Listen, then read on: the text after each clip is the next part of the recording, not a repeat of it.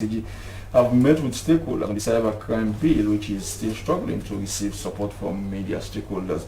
Well, the cybercrime 2020, among other things, is meant to prevent the abusive use of computer systems, collection of electronic evidence for the purpose of investigation and prosecution of cybercrime offenders. Well, the bill is currently in the well of Parliament. Outside of Parliament, it is struggling to receive support from media practitioners who are claiming that the bill is bringing back memories of the now defunct Part 5 of the 1965 Public Order Act. Where stakeholders in the media are concerned particularly about Section 35 of the Cybercrime Bill, which among other things criminalizes the action of knowingly sending a false message that causes annoyance, inconvenience, danger and obstruction to another. That particular section, they argued, should carry civil and not criminal charges. Well, the engagement came after Parliament asked the Minister of Information to do more consultation with stakeholders. Well, yesterday's event at SLAG headquarters saw stakeholders in the media sector reviewing the bill and also coming with their suggestions. But SLAG, I must say, is yet to come out with its own position. Well, Usman Ba is a project officer of MRC. Welcome to the program, Usman. Thank you. SLAG and MRC, are they in this together? Yes, of course.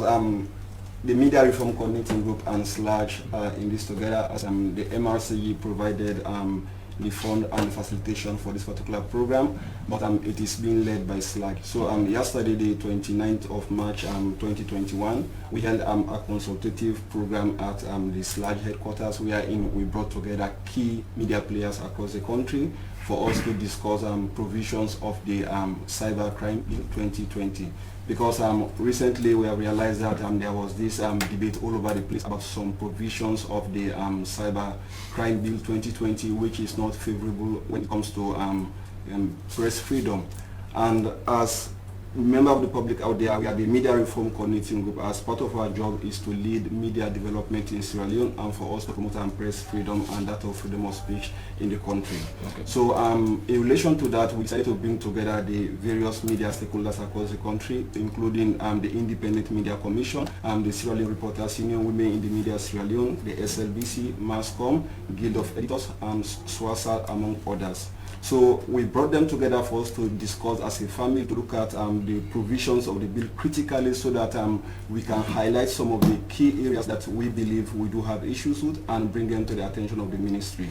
And of course, we know that many people out there still have challenges in understanding the provisions of the bill. So in that regards, we had the Ministry of Information around for them to give an overview of the and they did give a presentation and they did explain exactly the spirit behind the bill and some of the contents, some of the critical issues that have generated some serious debates. Yeah.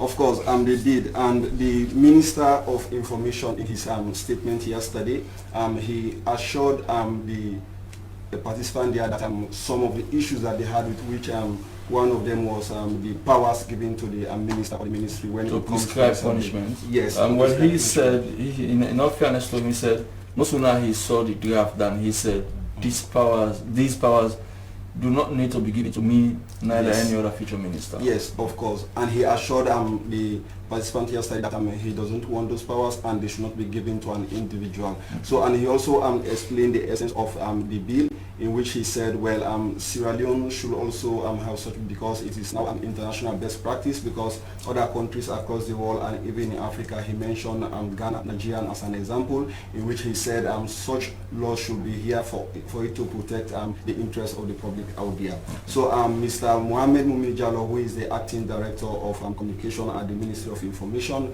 he gave an overview of the bill and he discussed some of the key things which he believes are the relevance of having such bill. The one that raised so many discussions was Section 35, which reads, among other things, that section says, if someone sends a message that is false, that causes annoyance, inconvenience, danger, and obstruction to another, that particular section, according to the bill, if anyone does this, that person is committing a crime if he is found guilty. Yeah. And journalists are saying that this section, instead of giving it a criminal charge, should be made to become civil.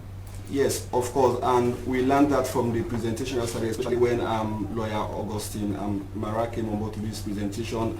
He touched on that particular provision of the bill, which he said in his own view it should not be criminalized, it should be given the civil aspect. And he mentioned key things in that particular provision, which he said will be detrimental to press freedom in the country. And of course, he mentioned that as media practitioners or as press freedom advocates, and we have tried our level best for the past 55 years to repeal the Public Order, Part 5 of the Public Order Act of 1965. And he said if we are to sit and allow the government to also pass, especially Section 35 of the provision of this new cyber bill, it will actually affect but another lawyer by the name of Joseph Igbenda Kapua debunked Mara's argument. He quoted, the section is saying if knowingly sending a false message. The word knowingly, he said, if you send a message that you know is false and you do that knowingly, in his own argument, in his own point, that such an action, if the court finds that person guilty, that should be a crime. Yes, of course. When so we saw these two legal arguments. Yes, and of course we had 3 presentations from 3 different lawyers, because from the MRCG and SLAC perspective, we wanted to bring in different lawyers who could give us all sides to the argument, so that at the end of the day, the participants that we had across the country, they will be in a better position to decide or to make some recommendations as to what we are to do as a media organization. So that's why we decided to bring them all on board, and all of their arguments were actually in place. So now we have received some of the recommendations made by the participants yesterday, and many of them were concerns, especially in relation to the police going to a judge to get a warrant for them to execute, either to go and seize a computer or another device of somebody who is being alleged to have done something. So there were concerns in relation to that. And of course, even Mr. Ransford Wright, who is the IRM coordinator, he mentioned that he was very specific on that. He said to him he was more concerned about the conduct of the police, because from the press freedom report that the MRCG has been monitoring over the years, we realized that mostly there were arrests, detention, harassment, and intimidation from the police, and when it comes to media practitioners. So he was very much concerned as to the powers that will be given to the police, whether they will be able to handle it professionally. Or Thank you very much, man. But before we go for break, let me bring in Joe Sisi. The discussions yesterday, the police came to the center stage, came to the fore, because many people say the way they some people say there are so many ambiguities in the law, and law should not be ambiguous, it should be specific, it should be predicted. They are saying the way the police sometimes execute certain sections of the law, that's the fear that many people are having. If they are giving some of these powers, it reminded people of the Public Order Act Part 5. And the ministry is saying no, we can't afford to go back to Part 5. Yeah, definitely. I mean, it is very, very clear. His Excellency the President fervently believes in press freedom. That is why he did what his predecessors could not do. You understand? I mean, the criminal libel was there for 54 years. Governments came and went, made promises. Nobody expunged it from our law books. But then His Excellency, just 2 years in office. I mean, even us media practitioners, because I'm also a media practitioner, we did not believe him. The last time he said he was going to expunge that bad law from our law book. So there is no way this government can come back and undo that.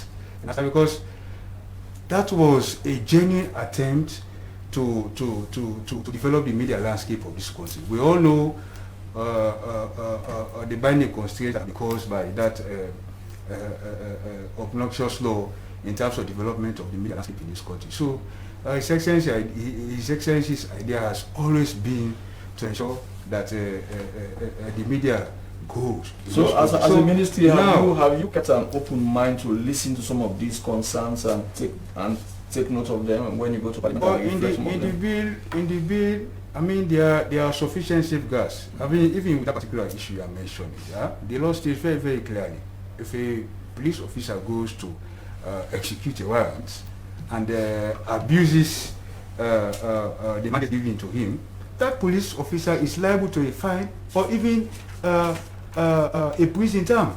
It is clear. in the law. I mean, that's sufficient safeguard. So where is this fear coming from? And let me also say this. Yesterday I was in the hall. I listened to the various presentations. Yeah, and I definitely go for the presentation done by the Director General of SLDC, Joseph Iginafor, for the simple reason that he has the background of a legal person and a media person, and that was why his presentation focused on the ethics of the profession. You are a journalist. The law says if you put out something you know is false, yeah, and you willfully and repeatedly put it out to damage, to destroy somebody's reputation or to cause harm to other people, come on, is that your job? Where should that fear come from? For me as a journalist, yeah, because your business is to put out the facts to the public, and if that is going to be your focus, if you put out the facts, you commit no crime. But if you know this is not correct and you willfully and repeatedly put, that is what constitutes the criminal offense. Okay. So why should there be any issue about this?